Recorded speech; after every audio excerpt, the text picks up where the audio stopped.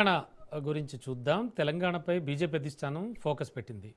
Operation Telangana దిశగా అడుగులు పడుతున్నాయి. అంతేనా, మే 9న తెలంగాణకు ప్రధాని మోడీ వస్తున్నారు. దీంతో కాషాయ శ్రేణులు ఫుల్ జోష్మి ఉన్నారు. ఇప్పటికే పక్క ప్రణాళికలతో కమలనాథుల ఎత్తుగడ కొనసాగుతోంది. సౌత్ ఇండియా లక్ష్యంగా మోడీ షా స్కెచ్ గీసినట్టుగా తెలుస్తోంది. జీహెచ్ఎంసీ పరిషత్ ఎన్నికల్లో సత్తా చాటేలా వ్యూహ రచన కూడా చేస్తున్నారు కాషాయ నేతలు.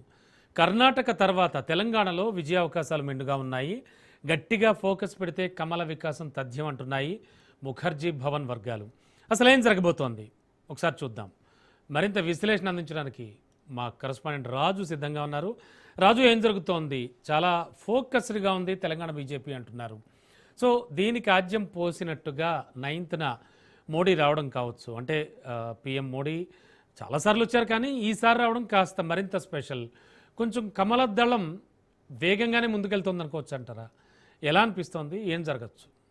శ్రమణ, తెలంగాణపై బీజేపీ అధిష్టానం ఫోకస్ పెట్టినట్టుగా మనకు కనిపిస్తూ ఉంది. 5 రాష్ట్రాల ఎన్నికల ఫలితాల తర్వాత బీజేపీ అధిష్టానం ఫోకస్ తెలంగాణపై పెట్టినట్టుగా కూడా వార్తలు అయితే వస్తూ ఉన్నాయి. శ్యామ్ ప్రసాద్ ముఖర్జీ భవన్లో నాయకులు అయితే ఇదే చర్చించుకుంటున్నటువంటి పరిస్థితి కనిపిస్తూ ఉంది. ఎందుకంటే తెలంగాణలో ముఖ్యంగా చూసుకున్నట్టయితే దక్షిణ భారతదేశంలో కర్ణాటక తర్వాత అధికారంలోకి వచ్చే అవకాశాలు ఉన్నటువంటి రాష్ట్రాల్లో కర్ణాటక తర్వాత 2వ స్థానంలో తెలంగాణను బీజేపీ చూస్తూ ఉంది. ఈ నేపథ్యంలోనే వచ్చిన అవకాశాన్ని దేన్ని కూడా వదులుకోకూడదని చెప్పి ఇప్పటి నుంచెల్లే ముందుకు వెళ్ళాలి, అందుకు తగ్గట్టుగా కూడా ఒక కార్యాచరణ రూపొందించుకొని ప్రణాళికాబద్ధంగా ఇప్పటి నుంచే ఫీల్డ్లోకి వెళ్ళాలి అన్నటువంటి ఆలోచనకు కాంగ్రెస్ పార్టీ అధిష్టానం వచ్చినట్టుగా కూడా తెలుస్తూ ఉంది. గతంలో చేసినటువంటి తప్పిదాలు మళ్ళీ చేయకుండా ఈసారి ఒక వ్యూహాత్మకంగా ముందుకు వెళ్ళాలని చెప్పేసి కూడా పార్టీ భావిస్తున్నట్టుగా మనకు అర్థమవుతా ఉంది.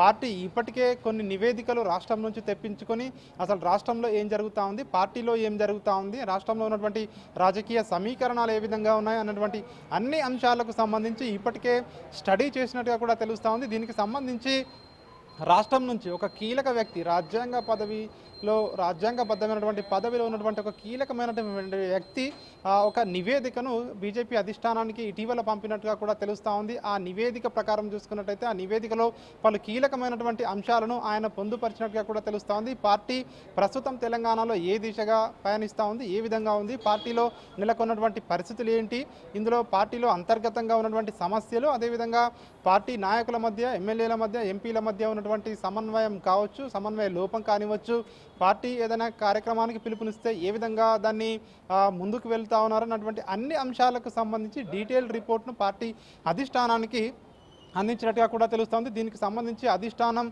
ఇప్పటికే పూర్తి కసరత్తు కూడా చేసినట్టుగా కూడా తెలుస్తోంది. పార్టీలో కీలకమైనటువంటి మార్పులు చేయాలని చెప్పేసి కూడా చూస్తున్నట్టుగా కూడా తెలుస్తోంది. ఇక అగ్రెసివ్గా ముందుకు వెళ్ళాలి అన్నటువంటి ఆలోచనకు వచ్చినట్టుగా కూడా తెలుస్తోంది.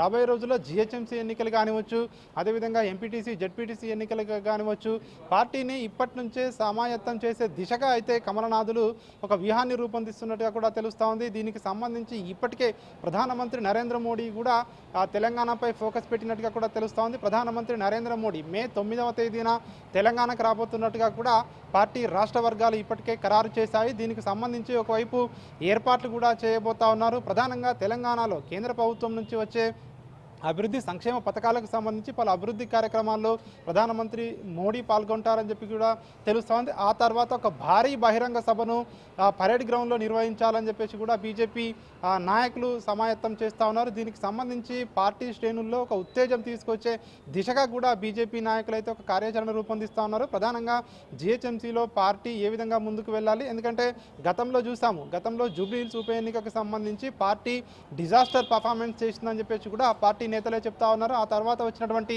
లోకల్ బాడీ ఎన్నికల్లో, సర్పంచ్ ఎన్నికల్లో కొన్ని సీట్లు వచ్చినప్పటికీ, కొన్ని సర్పంచ్ స్థానాలు గెలుచుకున్నప్పటికీ మున్సిపల్ ఎన్నికల్లో మాత్రం పూర్తిగా డీలా తీసిన పరిస్థితి కనిపిస్తూ ఉంది. దీనికి సంబంధించి అంటే ఓట్లు పెరిగినా కూడా సీట్లు రాలేదు అన్నటువంటి అంశాన్ని పార్టీ గుర్తించింది. దీనికి సంబంధించి రాబోయే రోజుల్లో ఇట్లా కాకుండా ఒకవేళ అంటే కింది స్థాయి కార్యకర్తలు అదేవిధంగా ప్రజల్లో బీజేపీ రావాలని కోరుకుంటున్నా కూడా ఎక్కడనో తప్పు జరుగుతూ ఉంది. దాన్ని సరిదిద్దితే ఖచ్చితంగా రాబోయే రోజుల్లో బీజేపీకి తెలంగాణలో తిరుగు ఉండదు అన్నటువంటి ఆలోచనకు పార్టీ వచ్చినట్టుగా కూడా తెలుస్తోంది. ఇందులో భాగంగానే రాబోయే రోజుల్లో వినూత్నమైనటువంటి కార్యక్రమాలతో పార్టీ ప్రజల్లోకి వెళ్లేలా ఒక కార్యాచరణ సిద్ధం చేయడం, జీహెచ్ఎంసీ ఎన్నికలకు సంబంధించి పార్టీ శ్రేణులను ఉత్తేజం చేయడం కోసం ప్రధానమంత్రి నరేంద్ర మోడీ కూడా రాష్ట్రానికి రాబోతుండటం పట్ల ఇప్పటికే బీజేపీ శ్రేణులు శ్రేణులు దీనికి సంబంధించి ఏర్పాట్లలో నిమగ్నమై ఉన్నారు. ఇక ముఖ్యంగా ఏదైతే నాయకుల మధ్య సమన్వయం లోపం కానివచ్చు, ఇతర అంశాలకు సంబంధించి పార్టీలో నెలకొని ఉన్నటువంటి ఏవైతే సమస్యలు ఉన్నాయో వాటి సమస్యల పరిష్కారానికి సంబంధించి కూడా